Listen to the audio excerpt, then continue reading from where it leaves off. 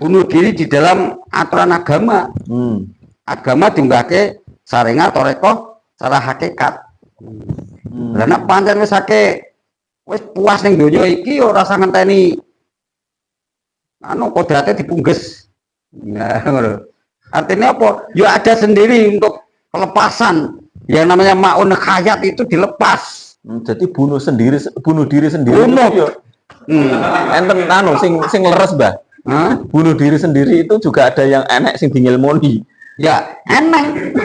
Tapi termasuk gigi mongso. Gigi mongso dalam arti apa? Ngerti sekaklare sih mari. Tapi itu mungkin kesiku sama tidak. Tidak kesiku sama Jawa. Ini dosa. Dunia ini mah dosa karo awake rupayae kok di nggih. Sekaklare dipateni.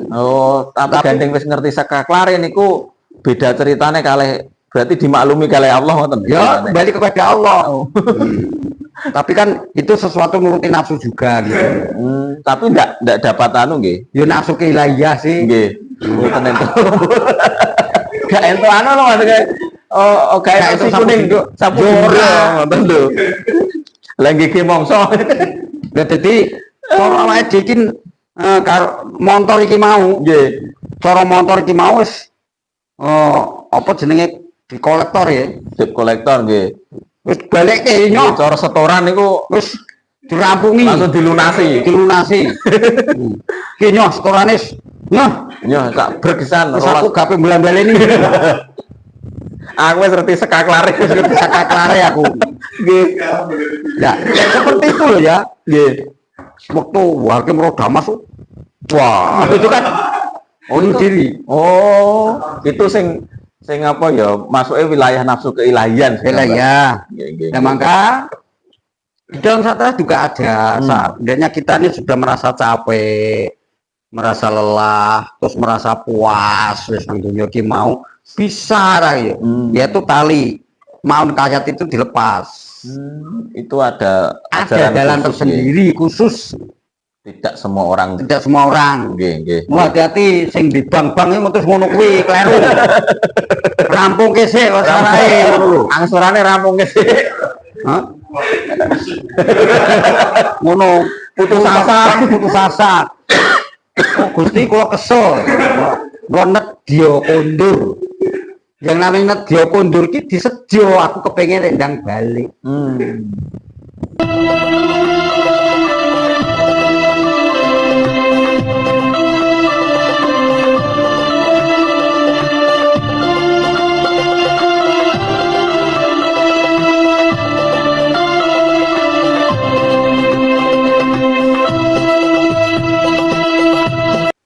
Assalamualaikum warahmatullahi wabarakatuh. Selamat malam. Salam sejahtera buat kita semua, kepada semua pemirsa channel Martabat 7 Satoriah Gerobokan. Masih bersama Romo Kiai Haji Muhammad Norwarji. Kita akan meneruskan pembahasan tentang bedah buku Miftahul Jannah. Ini ada beberapa pertanyaan, Mbah, yang dirangkum sama tim kita. Tapi sebelumnya kan waktu kita pertemuan yang kemarin itu ada pertanyaan yang belum terjawab semuanya. Jadi jenengan itu kenapa bisa sampai pengetahuannya sampai seluas itu? Terus kiat-kiat apa yang jenengan lakukan kok sampai bisa punya pengetahuan seluas itu? Terus ngajinya kemana? Di mana maksudnya niku? Nah, niku kemarin pertanyaan yang belum terakhir, season terakhir yang belum terjawab. Itu jawabannya pripun niku, Mbak? Ya. Memang dalam pemikiran saya itu mula-mula saya itu tadinya pencari kiai. Jadi saya tidak ingin pelajari ilmunya. Karena dalam pikiran saya ilmu kiai itu lakonnya berat.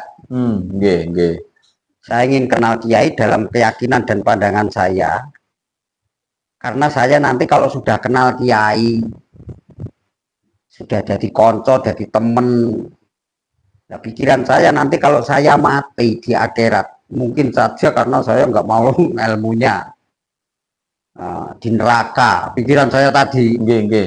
Nanti kalau saya di neraka, misalnya saya dicepit batu merah misalnya, Lebokin rokok lah. mungkin rokok.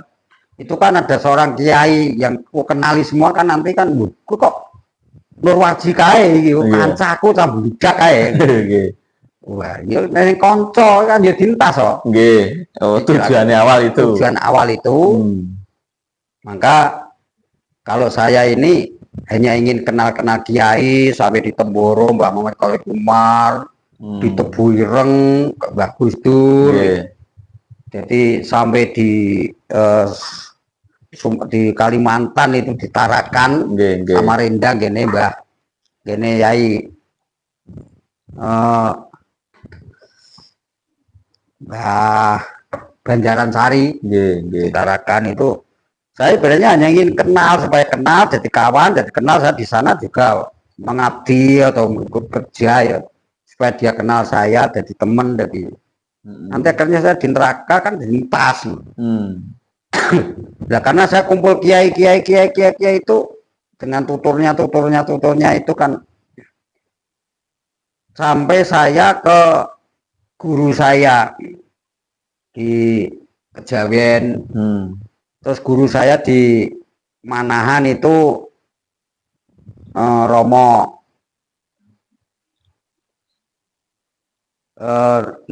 Sunarto, Raden Sunarto. Mungkin anaknya lagi Raden Sasongko. Itu Kejawen atau itu Pangestu. Dia terjawab, jadi kamu nggak ngelakoni ilmu kiai. Katanya kamu nggak mau ingin kenal kiai, neng kowe kepengen moh ilmu sebab lakoni iki abot, lakonnya berat. Jadi jawaban Raden Sunarto, setemennya kamu itu belum punya ilmu, malah kamu sudah melakukan. Nggih. Kamu diperintah oleh Gus Dur, kamu nggak matok ngaji. Wes kowe kira patut ngaji. Nggak pantas ngaji wong kaya kowe. Terus pantasmu nang alas kok nomor ketek. Nggih. Saya lakukan di alas. Di hutan itu. Berarti nggak di tempat di pondok pesantren enggak. Oh, disuruh Gus Dur ke hutan. Terus Mbah Muhammad Khalid Umar, saya di sana jadi hanya diberi Fatihah, Qul Falak Binas. Nggih. Jadi 4 perkara yang diberikan pada saya itu sebenarnya Quran yang sebenarnya adalah itu 4 surat itu. 4 surat itu. Itu ilmumu. Ora patut ngaji ning kene amar wong akeh kene iki ra matuk-matukmu ning alas. Jadi saya juga kan. Nah, maka pengertian itu ya saking serawungnya ya, kiai kono kiai ada Kodirian. Nah, kalau ditarakan itu kan Naksabandi. Jadi Mbah Muslih Meranggen tuh Kodirian Naksabandi. Di Popongan itu Kodirian Naksabandi dan sebagainya. Jadi akhirnya apa? Saya serawung kiai otomatis akhirnya bisa mengkaji tentang Allah ya. Tentang Allah. Itu dari guru saya Raden Sunarto ini, koyok kowe kuwi tak ibarate las iki urung duwe ngelmune, tapi mbok lakoni dhisik kuwi tak ibarate wadah ngono wis resik. Resik. Maka dari itu kowe kuwi engko bakal dadi sengenge.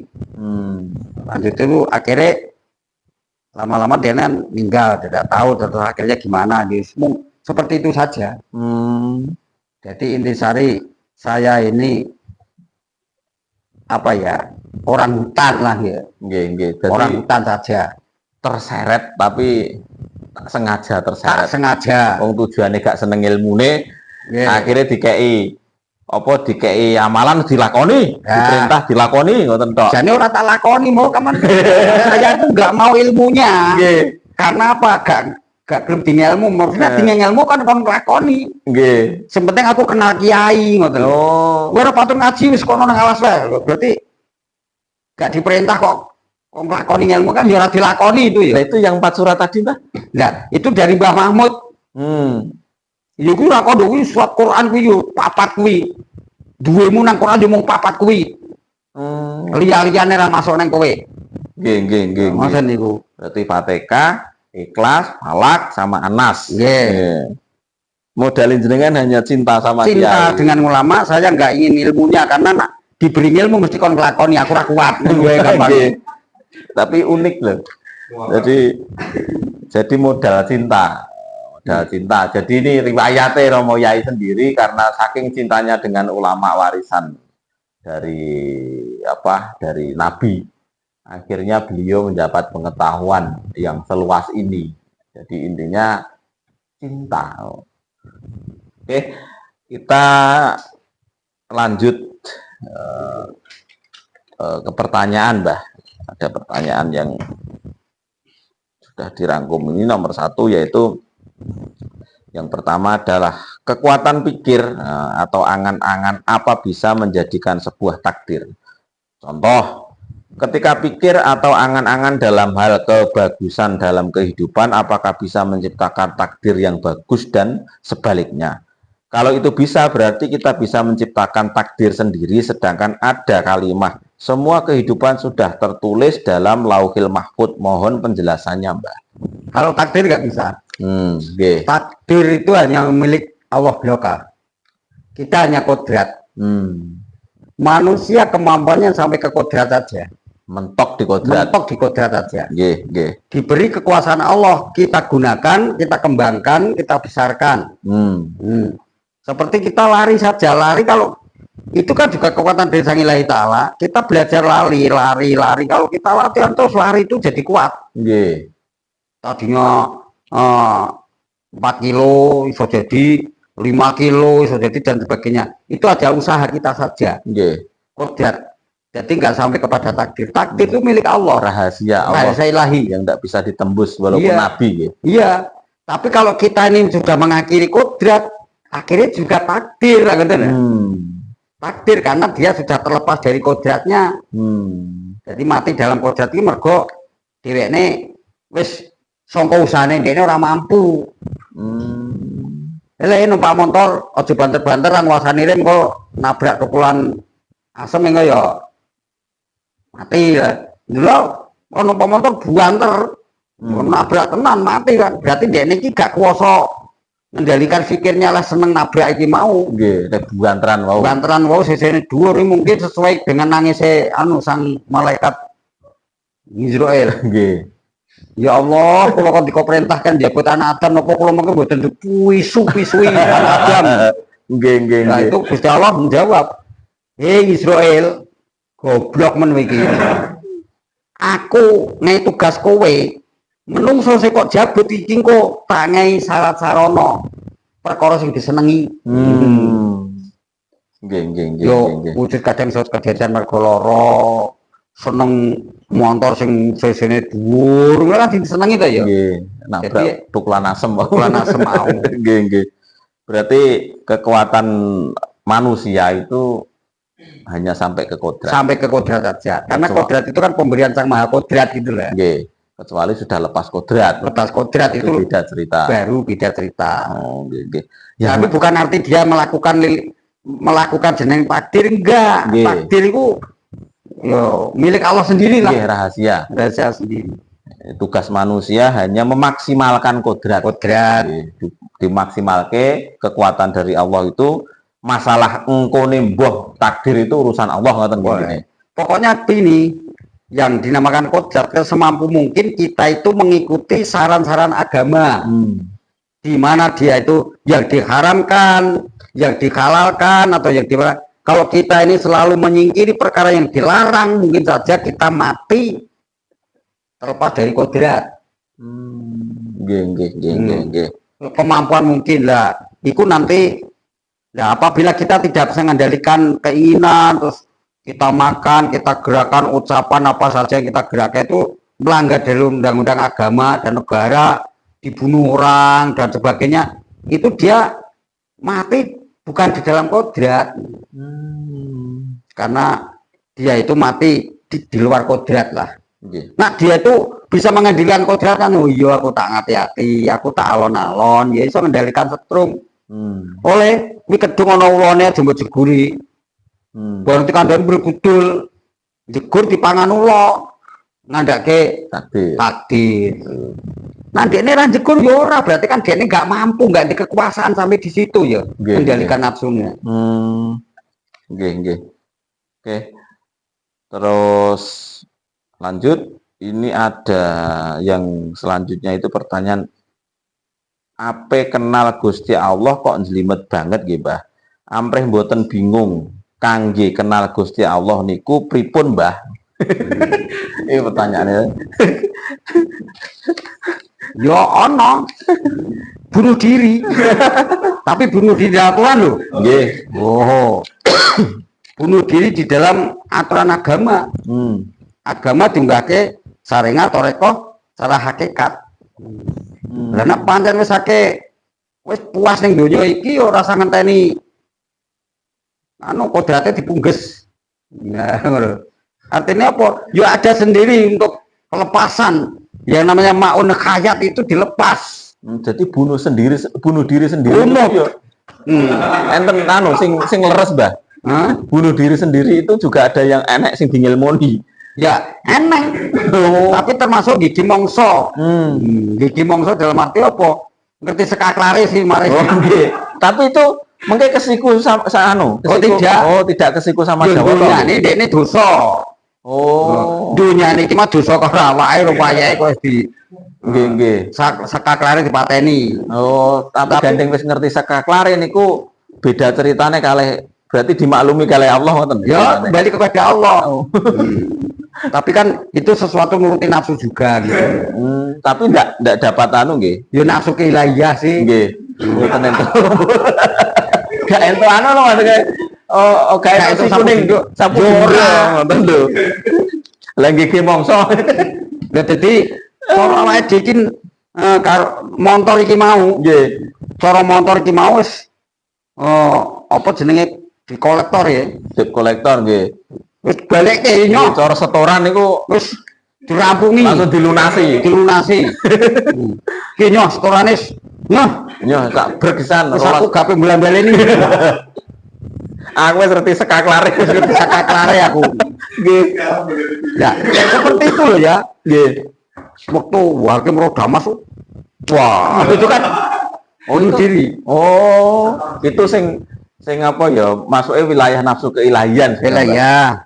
Nah, maka di dalam saat juga ada seandainya kita ini sudah merasa capek, merasa lelah, terus merasa puas, wis nang dunya iki mau bisa ya.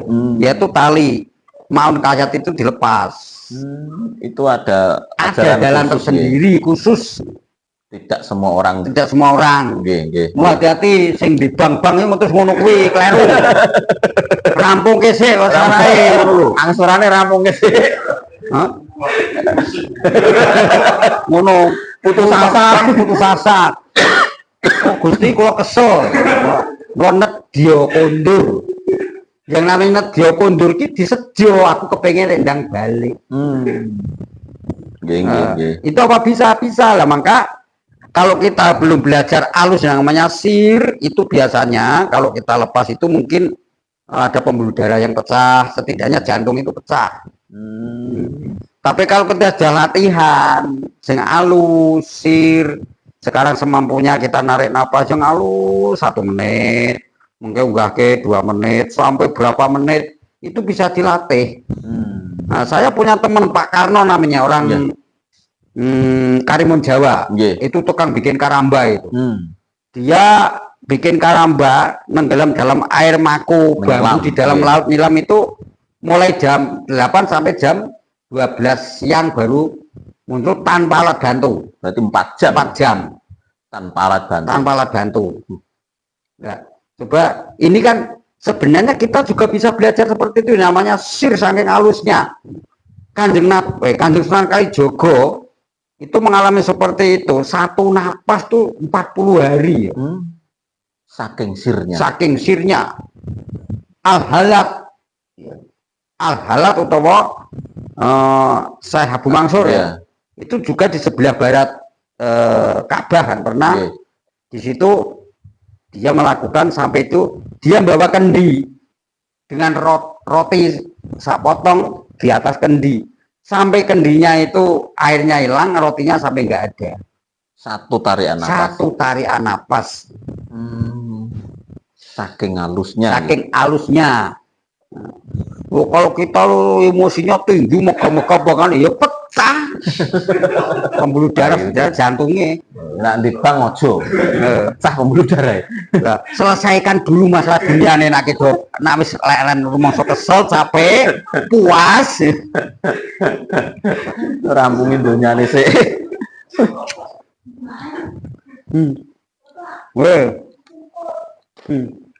Oke, ini pertanyaan yang selanjutnya, Mbah. Jadi di dalam semua toreko, khususnya toreko Syatoriyah, mempunyai metode zikir masing-masing. Apa cukup zikir kita bisa mengenal Tuhan tanpa menggunakan piranti-piranti lainnya? Contoh, cukup melakukan zikir tanpa belajar ilmu-ilmu lainnya. Soalnya banyak di zaman sekarang yang mempelajari ilmu-ilmunya pangeran tapi tidak menemukan Allah. Ini penjelasannya berikut ini, Pak.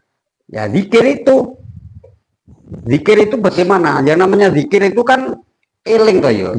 Eling kepada siapa? Nah, kita zikir kepada Allah berarti eling kepada Allah. Yang namanya eling itu seperti saya dengan kamu ya. Eling namanya mungkin saja wajahnya datar terlintas. Ya, maka kita ingin berzikir kepada Allah itu ya setidaknya kita suruh nyampe kepada Allah, maka setidaknya ya kita mengenal wajahnya. Gimana wajahnya? Ya zikir itu, karena dikemas dalam zikir itu sendiri. Kalau orang Jawa mengatakan mantra-mantra sesuatu untuk panggilan jiwa, untuk panggilan apa. Kok dengan zikir itu bagaimana? Lah, sekarang saya ambil singkatnya saja. Karena nur Allah itu tidak bisa ditutup oleh segala sesuatu. Karena pandangan kita yang ditutup oleh segala sesuatu. Nah, maka dari itu kita cara buka tutup yang menutupi pada pandangan kita, yang membatasi antara Allah dan saya bagaimana, apa itu apa. Ya, maka kita berzikir. Untuk berzikir itu untuk menunjukkan satu titik, supaya cepat kita kepada satu titik itu, maka dengan kita mengulang pikir. Jadi zikir untuk mengicu pikir. Sebuah pikir yang terselebar itu dilarikan kepada satu titik. Dengan ucapan, dengan apa itu. Itu kalau di mana itu? Di Bali itu kan dia nama caca. Kalau bener-bener semua itu kan ada anoman terbang, wes. Mayong goseto ya iya. Jadi zikir itu, yang namanya zikir mungkin saja mengucapkan kalimat-kalimat Gusti Allah. Nah, itu diartikan Allah itu apa? Setidaknya kita pandang bahkan Allah itu maha suci sing piye. Kita harus berlaku suci dan penyikapan dan sebagainya. Berarti apa ya? Perlu di ilmuni juga, supaya kita paham tujuan zikir kita. Nah, maka di dalam tafakur itu juga zikir. Zikirnya apa? Zikirnya sudah tidak pakai gerakan, tidak pakai ucapan, tapi satu pandangan. Satu pandangan untuk lari kepada dia, untuk melepaskan sesuatu. Dunia ini dilepas semua. Walaupun kita dalam kehidupan sehari-hari, kita pun juga bisa berzikir. Biarkan bilisan dan bikol. Berarti zikir itu ada 3. Dengan ucapan, kemudian dengan biarkan itu perilaku, dengan bikolbi itu adalah hati, hati. Intinya itu. Jadi zikir itu ada tiga metode, 3 cara supaya kita bisa betul-betul mengenal sama Allah. Oke, terima kasih kepada seluruh pemirsa setia channel Martabat 7 Syatoriyah Lubukan.